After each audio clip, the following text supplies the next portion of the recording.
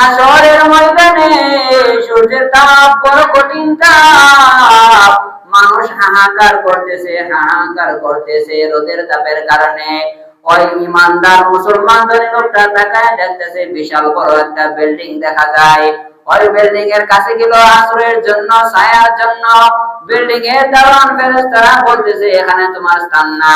উপরে সাইনবোর্ডের মধ্যে তাকায়া দেখো যারা রোজাদারকে ইফতার করায় দাও তাদের জন্য এই বিল্ডিং। বলেন সুবহানাল্লাহ।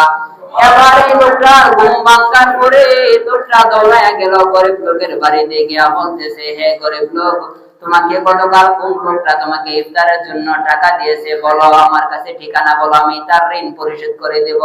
তখন দৌড়ায়া ওই লোকের বাড়িতে গিয়া বলতেছে, হে ইহুদি, তুমি গতকাল ইমানদার গরিব ব্যক্তিকে কত টাকা পরিমাণ তুমি দিলা, আমি তোমার ঋণ পরিশোধ করে দেব।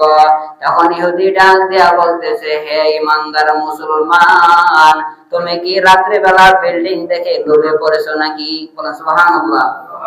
তখন মুসলমান মনে মনে ভাবতেছে যে আমি রাত্রে বেলা বিল্ডিং দেখলাম হাসরের ময়দানে, এটা আমি জানি, স্বপ্নে দেখছি, তাহলে ইহুদি কিভাবে জানে? প্রশ্ন জাগে না? ইহুদি ডাক দিয়া বলতেছে, হে ইমানদার, তুমি বুঝি আবার বিল্ডিং এর লোভে পড়ে গেছো?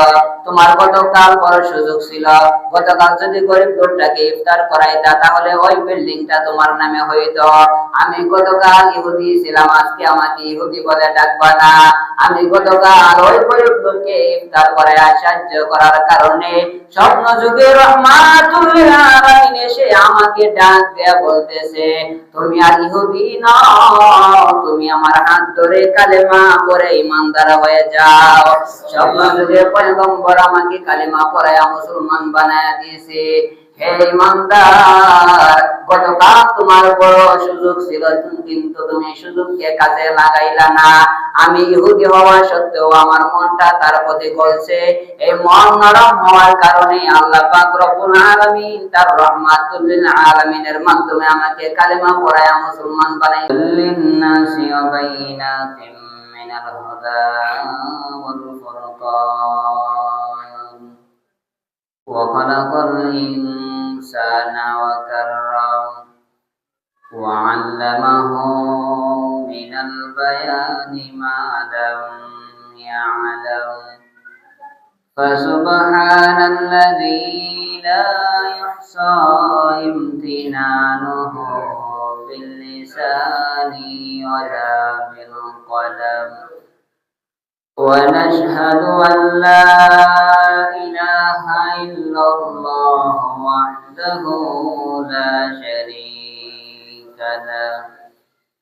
ونشهد أن سيدنا وسندنا وحبيبنا ومولانا محمدا عبده ورسوله أرسله بالحق بشيرا ونذيرا وداعيا إلى الله بإذنه وسراجا منيرا. أما بعد فأعوذ بالله من الشيطان الرجيم.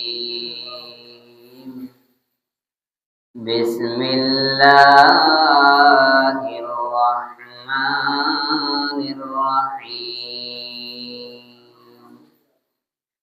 يا أيها الذين آمنوا كتب عليكم الصيام كما كتب على الذين من قبلكم لعلكم تتقون. صدق الله مولانا العظيم وصدق رسوله النبي الكريم ونحن على ذلك لمن الشاهدين والشاكرين والذاكرين والحمد لله رب العالمين. ইন্নাল্লাহা ওয়া মালাইকাতাহু ইউসাল্লুনা আলান নাবী ইয়া আইয়ুহাল্লাযীনা আমানু সাল্লু আলাইহি ওয়া সাল্লিমু তাসলিমা আল্লাহুম্মা সাল্লি আলা মাওলানা মুহাম্মাদ ওয়া আলা আলি সাইয়্যিদিনা মাওলানা মুহাম্মাদ।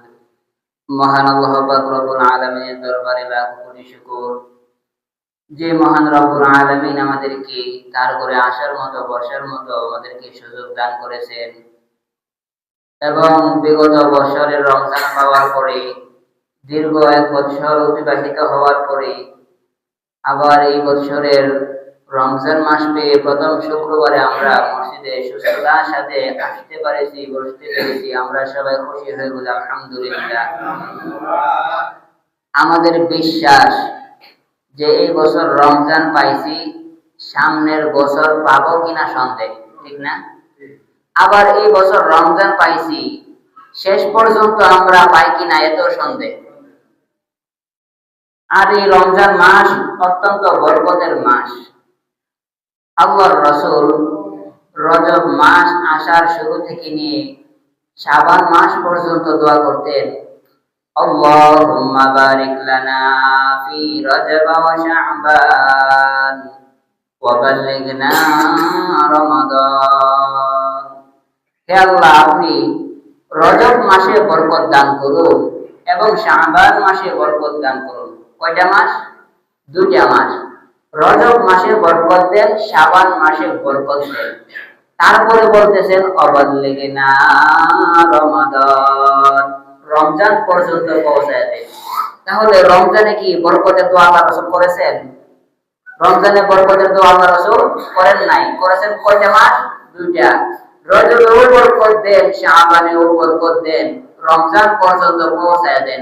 রমজানে বরকত দেন, আল্লাহ রাসূল এই কথা বলেন নাই। কেন বলেন নাই? যে রমজান মাসটাই বরকতের মাস। বলেন সুবহানাল্লাহ। যে হে আল্লাহ, আপনি আমাকে রমজান, রজবে বরকত দিয়ে, শাবানে বরকত দিয়ে, বরকতওয়ালা মাস রমজান মাস পর্যন্ত আমাকে পৌঁছায় দেন। যদি আমি রমজান মাস পাই, তাহলে পুরো মাস যদি আমি পেতে পারি, তাহলে পুরো মাসের মধ্যে এমনিতেই বরকত আছে, ঠিক কিনা? যত মাস আছে 12 মাসের মধ্যে শ্রেষ্ঠ মাস, দামি মাস, বরকতের মাস হলো রমজান মাস। এই রমজান মাস পেয়ে আমরা অত্যন্ত খুশি। রমজান মাসের আমল হলো রোজার আমল, তারাবির আমল, কোরআন তেলাওয়াতের আমল, আরো অন্যান্য আমল সমূহ রয়েছে। আল্লাহ পাক রব্বুল আলামিন কালামে পাকের মধ্যে বলতেছেন, ইয়া আইয়ুহাল্লাযীনা আমানু, হে ঈমানদার মুমিন বান্দারা। মুমিন কারা? যারা ঈমান আনে কার উপরে? আল্লাহর উপরে। যারা ঈমান আনে তাদেরকে বলা হয় মুমিন। আল্লাহ পাক রব্বুল আলামিনের একটা নাম রয়েছে মুমিন। আল্লাহর নাম কি? মুমিন। আর যারা ঈমান আনে তাদের নামও মুমিন। তাহলে বান্দাদের নাম মুমিন, আল্লাহর নাম মুমিন। মুমিন মুমিন মিলে এক নাম। এক নামে কি হয়? মিটা হয়, ঠিক না? আল্লাহ পাক রব্বুল আলামিন ডাক দেয়া বলতেছেন, ইয়া আইয়ুহাল্লাযীনা আমানু, হে ঈমানদার বান্দা বান্দীরা, আমি আল্লাহ তোমাদেরকে মিটা বানাইলাম, তোমাদের নামও মুমিন, আমার নামও মুমিন। তোমরা হইলা আমার মুমিন, আমার ঈমানদার বান্দারা। তোমাদের সাথে আমার আল্লাহ পাক রব্বুল আলামিনের কিছু কথা আছে। কুতিবা আলাইকুমুস সিয়াম,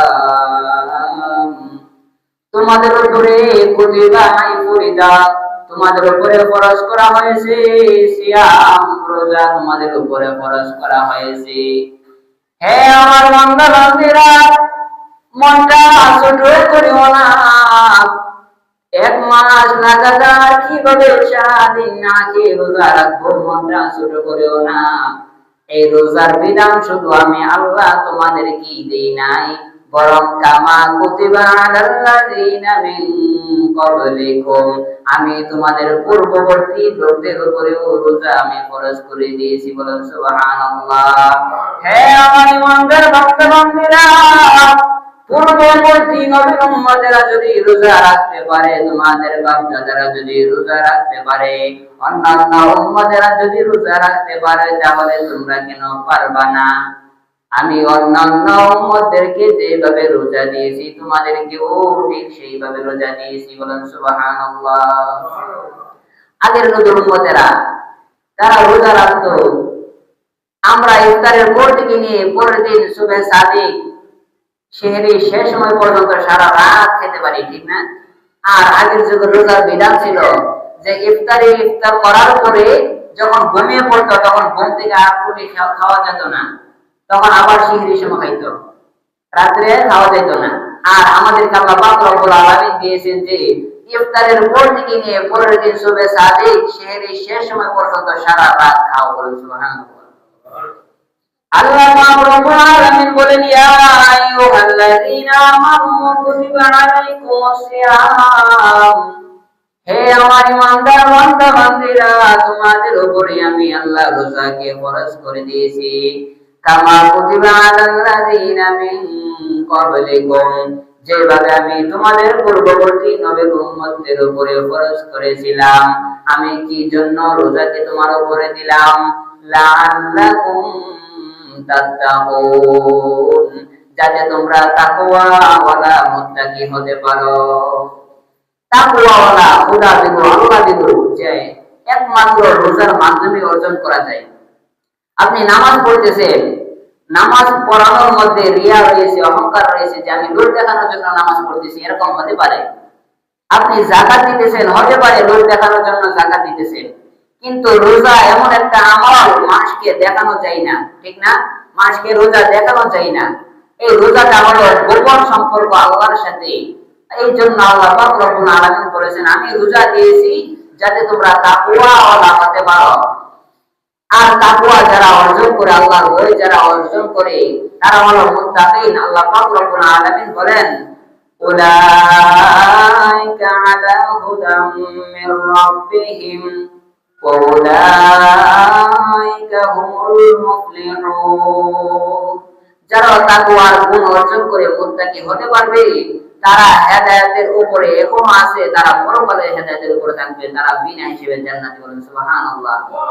এই কারণে তাকওয়া অর্জন করতে হলে আল্লাহ পাক রব্বুল আলামিন বলেন যে রোজার দ্বারাই তাকওয়া অর্জন হয়। আপনি ইচ্ছা করলে রুমের মধ্যে ঠান্ডা পানি পিপাসা লাগলে পান করতে পারবেন, কেউ দেখবে না, জানবে না।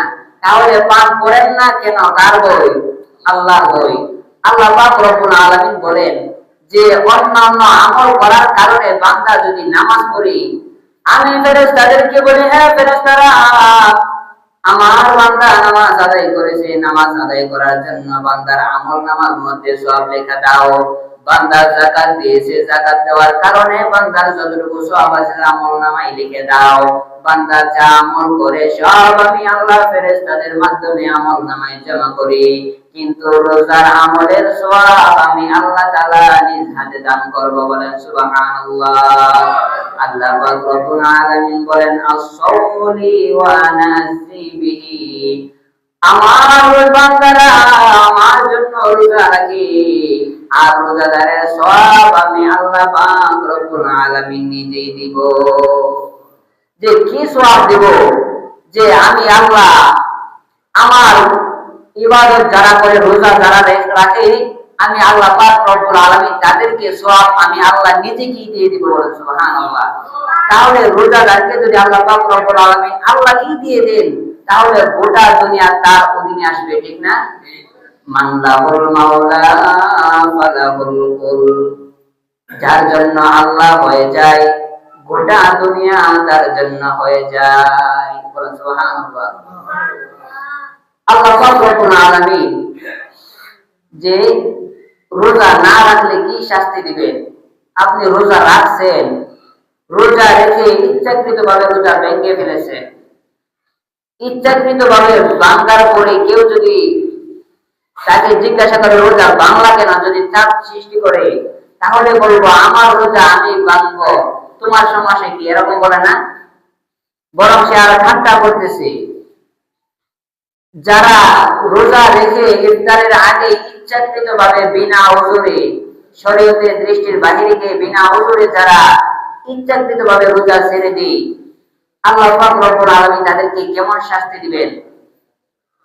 আল্লাহর নবী বিশ্বনবী রাহমাতুল্লাহ আলামিন ঘুমিয়ে আছেন, স্বপ্নে বেলা দুইজন লোক এসে আল্লাহ রাসূলের দুই হাতে ধরলেন, ধরে বলতেছেন ইয়া রাসূলুল্লাহ আপনি আমাদের সাথে চলুন। দুইজন লোক আল্লাহর রাসূলের দুই হাতের মধ্যে ধরিয়া পয়গম্বরকে নিয়ে সফর করিয়া একটা পাহাড়ের কিনারায় গেলেন। দুইজন লোক ডাক দিয়া বলতেছে হে পয়গম্বর আপনি এই পাহাড়ের উপরে উঠুন। বিশ্বনবী রাহমাতুল্লিল আলামিন ডাক দিয়া বলতেছেন হ্যাঁ দুইজন লোক আমাকে বলতেছো এই পাহাড়ের উপরে ওঠার জন্য, আমি তো এই পাহাড়ের উপরে ওঠার মতো শক্তি সামর্থ্য রাখি না, কিভাবে উঠবো? তখন দুইজন লোক ডাক দিয়া বলতেছে হ্যাঁ পয়গম্বর আপনি ওঠার জন্য চেষ্টা করুন, আপনাকে আমরাই উঠাইয়া দিব। সুবহানাল্লাহ। তখন আল্লাহ রাসূলকে দুইজনে ধরে পাহাড়ের উপর উঠাইলেন স্বপ্ন যুগে। তখন আল্লাহ রাসূল পাহাড়ের উপরে ওঠার পরে বিকট কান্নার আওয়াজ শুনতেছে। তখন আল্লাহ রাসূল বলতেছেন যে এত বিকট কণ্ঠে কারা কান্না করতেছে পাহাড়ের উঁচু টিলায়? তখন দুইজন বলতেছে হ্যাঁ পয়গম্বর আপনি যাদের কান্না শুনতে পাইতেছেন তারা হলো জাহান্নামী মানুষের কান্না। এবার পয়গম্বরকে আবার পাহাড়ের উপরে আরো সফর করালেন, আর একটু সামনে রহমাতুল্লিল আলামিন আর একটু সামনে অগ্রসর হয়ে দেখেন কিছু কিছু মানুষের পা উপরের দিকে লটকানো বাঁধা আছে, মাথা নিচের দিকে, আর চেহারা থেকে করার দ্বারা কর্তন করে চামড়া করতেছে, রক্ত বের হইতেছে। দুইটা পা উপরের দিকে আর মাথা নিচের দিকে, আর চেহারা থেকে রক্ত বের হইতেছে, করার দ্বারা কাটতেছে। তখন এরকম ভয়ঙ্কর শাস্তি দেখে আল্লাহ রাসূল তাদেরকে জিজ্ঞাসা করতেছেন যে এরা কারা, যাদের পা দুইটা উপরে লটকানো, আবার মাথা নিচের দিকে, আবার চেহারা করার দ্বারা কাটতেছে, আবার রক্ত বের হইতেছে, বিকট কণ্ঠে কান্না করতেছে, এমন ভয়ঙ্কর শাস্তি কাদেরকে দেওয়া হইতেছে? সাথে দুইজন ডাক দেয়া বলতেছে হে পয়গম্বর এরা হলো ওই সমস্ত আপনার উম্মত যারা রোজা রেখে ইফতারের আগে রোজা ভেঙে ফেলতো। বলেন নাউযুবিল্লাহ।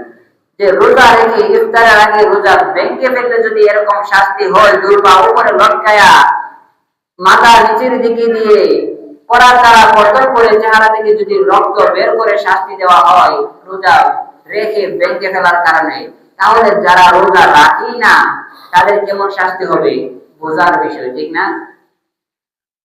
একটা রোজা ভেঙে ফেললে আমরা জানি যে 60টা রোজা রাখলে কাফারা হয়, কিন্তু আল্লাহর নবী বিশ্বনবী রাহমাতুল্লিল আলামিন বলেন একটা রোজা ভাঙার কারণে সে যদি তার বাকি জিন্দেগি শুধু প্রতিদিন রোজা রাখতেই থাকে বাকি জিন্দেগি, তাহলে একটা রোজার হক আদায় হবে না। সুবহানাল্লাহ। একটা রোজা কেমন দামি! এই রমজান মাস আমরা কেউ রোজা ভেঙে ফেলার চিন্তা ভাবনা করবো না। রোজা রাখলে মানুষ মরে যায় না? মরে যায় না। রোজা রাখলে আরো অন্তর অঙ্গ প্রত্যঙ্গ আরো তাজা হয়। বলেন সুবহানাল্লাহ। একটা রোজা রাখলে কেমন সওয়াব! একটা রোজার সওয়াবের ব্যাপারে আল্লাহর রাসূল বলেন একটা কাক, জন্মগত কাক, সে জন্মের পর থেকে হায়াতুল হাইওয়ান নামক কিতাবের মধ্যে এসেছে যে যত প্রাণী আছে সমস্ত প্রাণীদের মধ্যে বেশি হায়াত পায় কাক। একটা কাক জন্মের পর থেকে যদি উঠতে থাকে কাকটা উঠতে উঠতে যে স্থানে গিয়া বুড়া হইবে, যে স্থানে বুড়া হয়ে সে মৃত্যুবরণ করবে, কাকটা উঠতে উঠতে যত দূরে যাইল, একটা মানুষ যখন একটা রোজা রাখে তখন জাহান্নাম থেকে আল্লাহ পাক রব্বুল আলামিন জাহান্নামটাকে তার থেকে এত দূরে সরায় দিবেন। সুবহানাল্লাহ। তাহলে আবার চিন্তা করেন 30টা রোজা জাহান্নাম কত দূরে যাবে। আল্লাহ পাক রব্বুল আলামিন আমাদের সকলকে 30টা রোজা রাখার মতো তৌফিক দান করুন, আমরা বলি আমিন।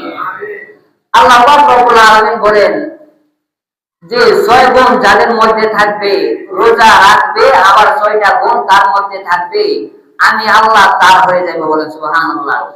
কয় গুণ হলো রোজাটা? 6 গুণ যে রোজাদারের মধ্যে থাকবে। 1 নাম্বার গুণ, হে রোজাদার, তুমি সুবহে সাদিক থেকে নিয়ে সন্ধ্যা পর্যন্ত, ইফতার পর্যন্ত সারাদিন না খেয়ে রোজা রাখলা। 1 নাম্বার গুণ তোমার মধ্যে অর্জন করা, জবান দ্বারা যা বলবা খেয়াল করে বলবা, সত্য কথা বলবা, মিথ্যা বলবা না, গীবত করবা না, জবানের হেফাজত করবা। 1 নাম্বার গুণ। 1 নাম্বার গুণের নাম কি? জবানের হেফাজত। যে রোজা রাখলাম, মিথ্যা কথা বললাম, মানুষের গীবত করলাম, তাহলে এই রোজাদারের জন্য আল্লাহ হবেন না, ঠিক না? যে আল্লাহ এরকম রোজাদারের জন্য সারাদিন উপবাস থাকাই হবে, কিন্তু রোজার সওয়াব পাবে না। তাহলে কয়টা গুণ? 1টা গুণ কি বললাম? জবানের হেফাজত, জবান ভালো কাজে ব্যবহার করতে হবে। 2 নাম্বার, চোখের হেফাজত, আপনার চক্ষুকে হেফাজত করতে হবে, নজর থেকে হেফাজত করতে হবে। 3 নাম্বার গুণ হলো আপনার কান হেফাজত করতে হবে, কান দিয়া খারাপ কথা শোনা যাবে না, ভালো কথা শুনতে হবে। 4 নাম্বার হলো আপনার হাতকে হেফাজত করতে হবে, হাত দ্বারা অন্যের মাল আত্মসাৎ করা যাবে না, হাত দ্বারা অন্যায় কাজ করা যাবে না। 5 নাম্বার হলো আপনার অন্তরকে আপনার কন্ট্রোল রাখতে হবে। এই চোখের গুনাহ, কানের গুনাহ, জবানের গুনাহ, হাতের গুনাহ, এই গুনাহগুলো পড়াইতেছে অন্তরে, ঠিক না? তাহলে মেন কোনটা? অন্তর। আগে অন্তর ঠিক করো, অন্তর ঠিক হলে সমস্ত অঙ্গ প্রত্যঙ্গ তোমার অধীন হয়ে যাবে। বলেন সুবহানাল্লাহ। 6 নাম্বার হলো, 6 নাম্বার গুণটা হলো যে ইফতার করতে হবে হালাল ইফতার, অন্যের ইফতার চুরি করে নয়। কোন ইফতার করতে হবে? হালাল ইফতার করতে হবে, হালাল সিহরি খাইতে হবে। যদি হারাম ইফতার করে হারাম সিহরি খায়, তাহলে এরকম রোজাদারের জন্য আল্লাহ নিজে হবে না। এরকম রোজাদার হতে হবে যার মধ্যে 6টা গুণ পাওয়া যাবে, এরকম রোজাদারের জন্য আল্লাহ নিজেই পুরস্কার হয়ে যাবে। বলুন সুবহানাল্লাহ। রোজাদারকে ইফতার করাইলে কেমন লাভ? কিতাবের মধ্যে এসেছে একটা ঘটনা, যে একজন লোক, গরিব অসহায় লোক, গরিব লোকটা সারাদিন তার স্ত্রীকে নিয়ে, তার ছেলে মেয়েদেরকে নিয়ে রোজা রাখলো।